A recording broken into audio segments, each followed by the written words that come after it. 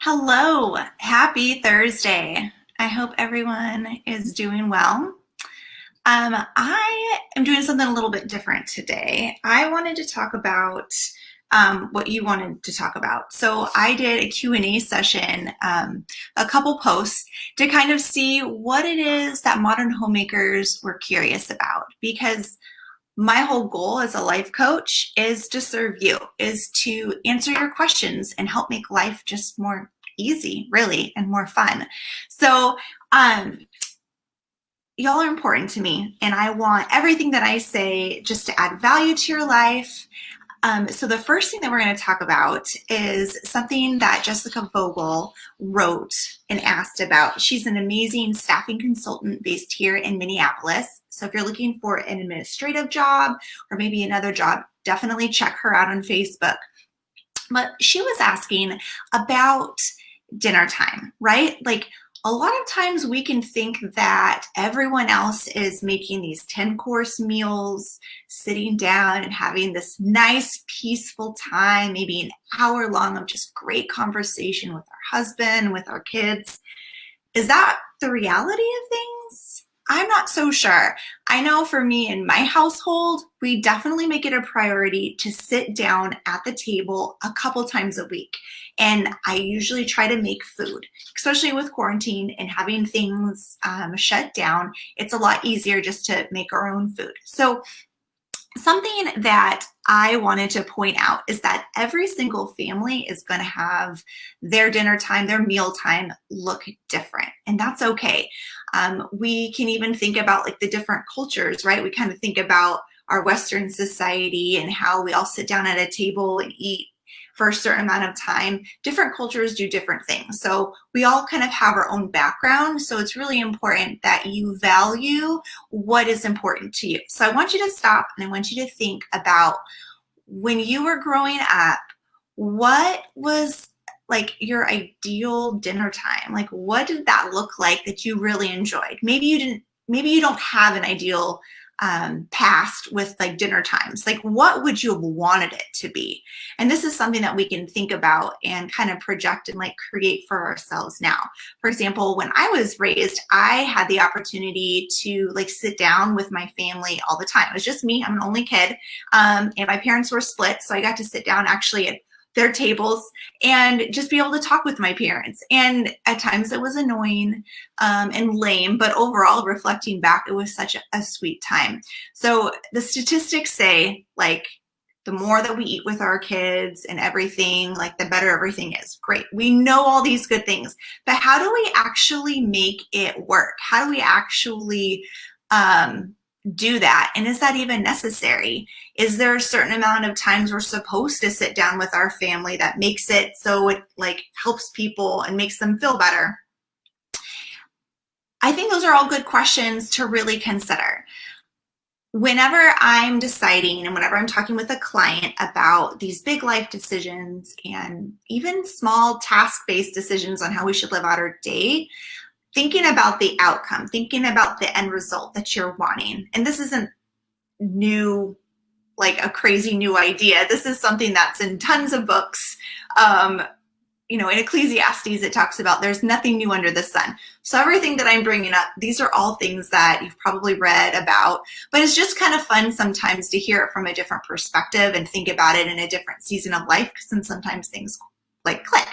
So think about dinner time. What is the end goal? What's the point? Is it that you want to eat food? Is it that you want to create a peaceful, calm environment?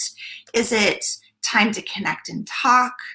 Is it like, what is it to you that you want out of a mealtime? And maybe there's different goals on different days. But it's just really important that you figure out what exactly your family needs. And it's probably going to look different in different stages, right? I have a 3 and 6-year-old, so dinner is a little bit rushed because they don't sit for very long, but yet we still are teaching them. We're intentional about doing that. Do we do it every night? No, not at all. And that's okay. That's okay for me. Do I make 10-course meal? No. And actually a fun story is when Stephen and I were first married, I was trying to make like meals like his mom did, because Bonnie Perry, his mom, is amazing and makes these elaborate meals. And I thought that's what my husband expected, and that's what my kids would expect. Well, after stressing myself out and trying to figure all of this out, Stephen finally was like, it's okay if we just have one thing to eat, like a meat or a vegetable or maybe two things. And I was like, oh, it was so nice to finally get on the same page of expectations on what he wanted. So when I started to stay home, when I had my young kids and I was trying to please him, at least I knew what he was expecting. So another thing I suggest is ask your kids, ask your husband, what do you expect? Is it a reasonable expectation? What foods do you enjoy? How much time do you actually want to sit at the table? Maybe you guys can have a family meeting with your kids and your husband and come up with a solution that everyone's really excited about. Mealtime and all of the statistics that support it, it's not actually the mealtime, it's the intention behind it. It's the love, it's the relationship.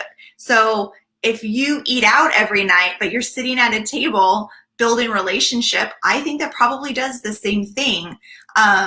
Again, we don't eat around the table every single night. Is it a priority? Absolutely. And real life steps in.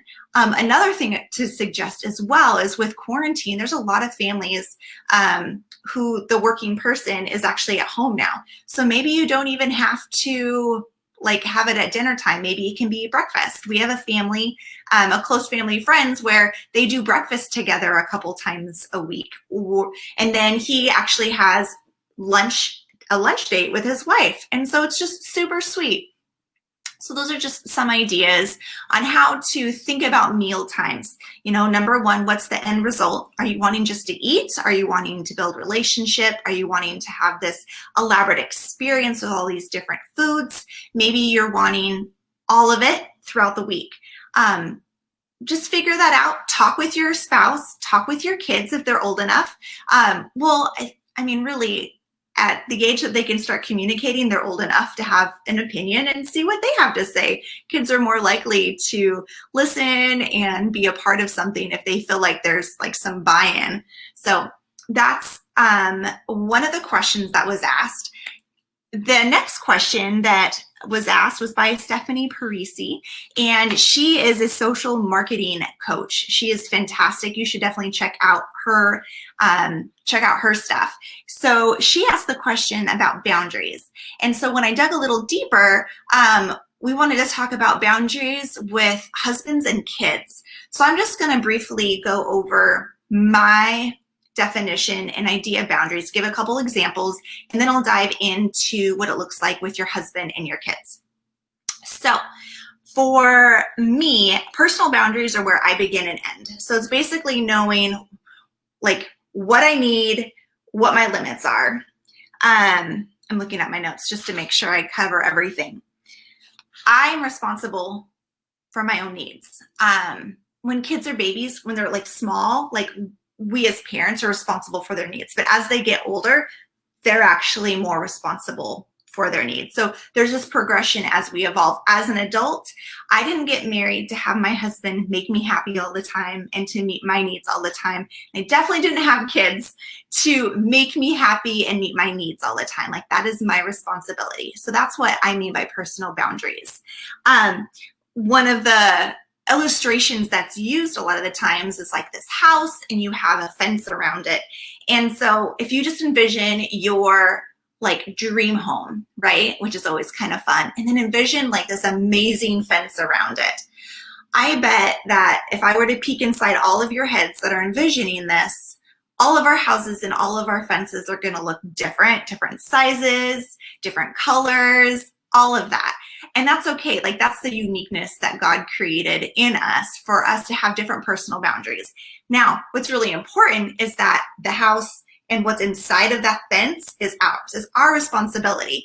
So for example, let's say you step outside of your house and you're looking at your amazing lawn and your fence, and then you look over to the other house and the other lawn and you're like, oh my gosh, my neighbor's lawn is so long and ugly, and you kind of start to get frustrated about it and you're like, maybe I should just go mow it for him.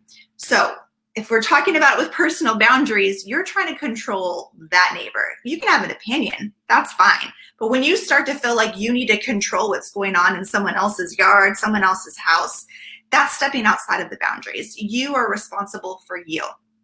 So one example I wanted to give you in regards to like having personal boundaries and knowing where your limits are and standing up for them is it just happened recently. We are renting right now because we found that when you move around a lot, you don't know where you want to live, so we're renting. And the owner had asked me to water the plants. Now, I thought when you water plants, that's like once a week, you maybe spray some water. Obviously, I know nothing about plants. I don't have any live plants in my house. Everything is plastic. When she told me this or asked me, I was like, well, okay. But I said, I kill everything I touch. I'm more than happy to do that, but I'm not good at it. It's not something I enjoy. And I just don't have real plants. Like, and I choose not to. It's just not something that I want to do. And she's like, that's fine, that's fine. So then there's new landscaping and the plants ended up needing a lot more watering. So she called back and was like, hey, I'm going to need you to water each of the 10 plants for at least 2 minutes each every day. And I was like, oh my gosh, like doing the math. I'm like, that's like 20 minutes a day. And for anyone, okay, 20 minutes a day, not necessarily a big deal. But here's the big deal. Like, again, we're talking about the unique fences, the unique houses that are in our head. That is not something that I'm good at, that I like. I'd already like said, I am not a plant person. So I said no to watering them. And I felt very confident. I still feel very confident in that decision because I knew where my limits were. And thankfully, like our relationship is fine. She's like, okay, like we figured things out. I also ended up saying I will water on Saturdays and Sundays since I'm outside with my kids anyways. But Monday through Friday, that's just not something that I can do. That was me creating personal boundaries. That was me saying no and knowing where my limits were.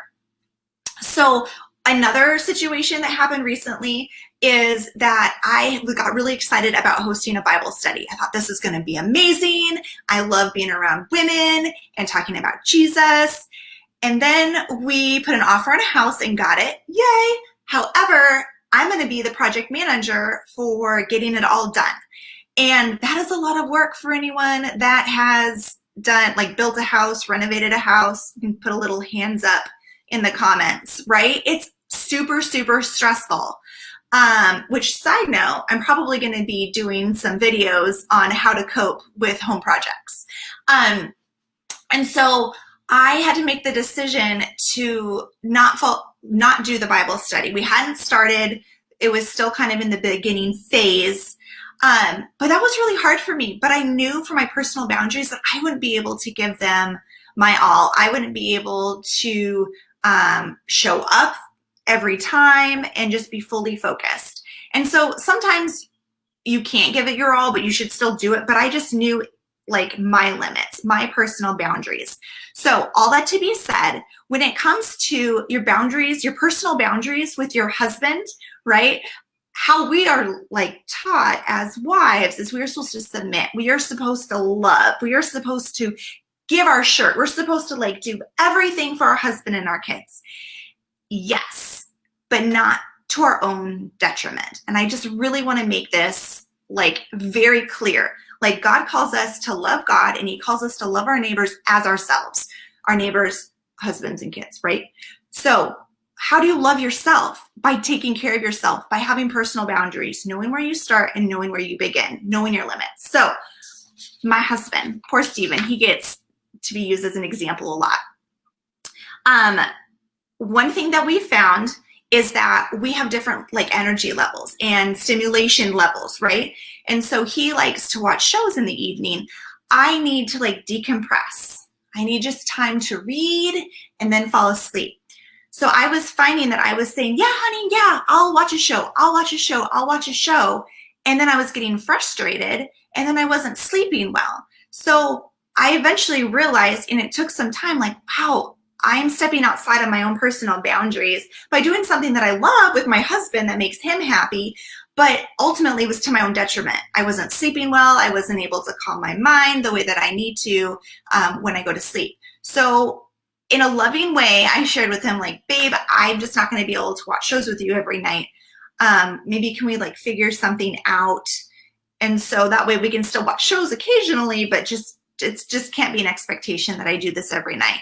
And, obviously he was wonderful about it. I was like, oh, sure, absolutely. But this is just one example of having your personal boundaries and that being okay.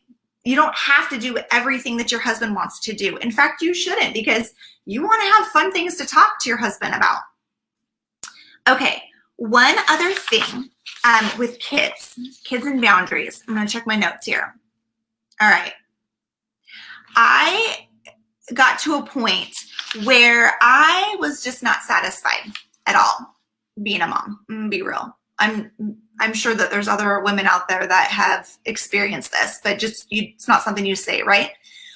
What I found was that for my personality, I need expectations. I need very clear things that I'm working towards. And I didn't know what it was I was working towards being a mom, because as you know, your kids don't say like, good job, mom, you're amazing. Thanks so much for disciplining me and making me food and cleaning my clothes. Like, you don't get that. So you have to come up with like your own way of being satisfied with being a mom.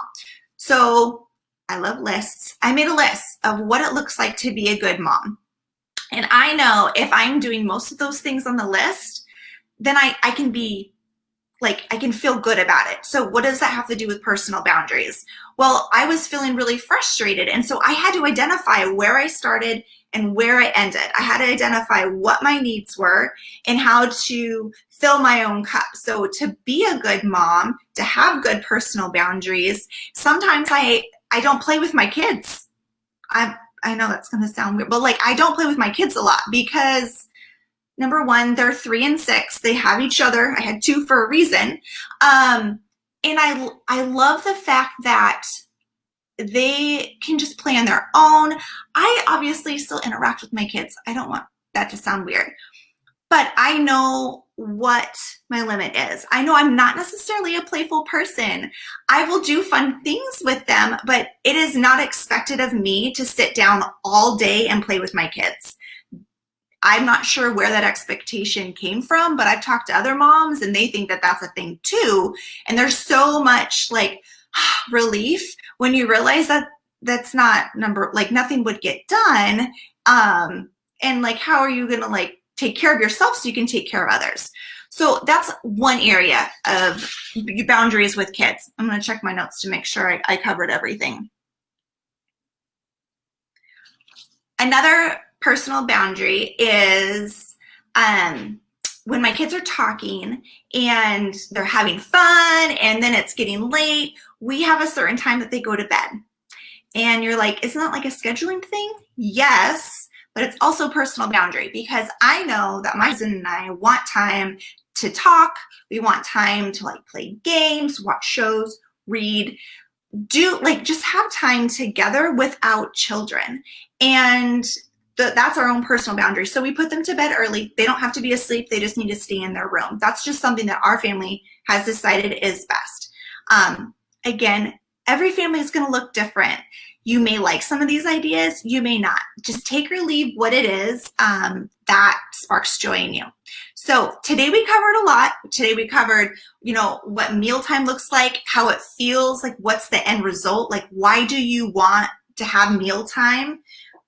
Then we talked about boundaries, our personal boundaries and our boundaries with our spouses and our kids. Ultimately, we are called to love God and to love each other. And there are healthy ways to do that where you don't have to feel burned out. You don't have to feel like burdened or like dread. There's just a way to live life that is just peaceful and calm because that's what God asks of us.